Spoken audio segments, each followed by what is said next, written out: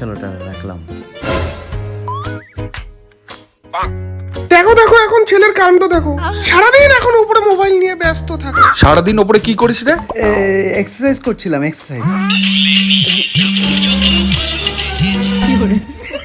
দেখেছো আজকাল ছেলে উপরেই থাকে।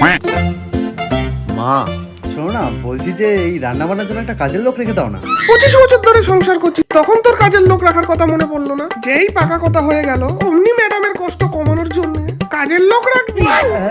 না মা, ওই জন্য না, তাছাড়াও তো রান্না করতে ভালোই বাসে। আরো নিজেই বলেছি যে বাড়ির সব কাজও নিজেই করবে। ফোন আসছে মা, ফোন আসছে। হ্যাঁ সব বুঝি আমি।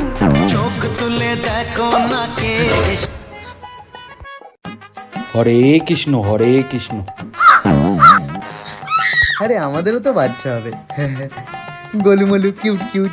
তুমি এত লজ্জা পাও কেন? তুমি লজ্জা পেলে বেশ কিউট লাগে। দরজাটা তো একটু বন্ধ করে বসতে পারিস, অসভ্য। বাবা শোনো না, বলছি সামনের সপ্তাহে তো শালিনীর জন্মদিন, গেলে খুব ভালো হয়। তাছাড়া মাও বলছিল একবার যেতে, মানে ওনাদের খুব ভালো লাগবে আমি গেলে। মা মানে? আরে শালিনীর মা। বড় হয়েছিস এখন, নিজের রাস্তা নিজেই দেখে নে।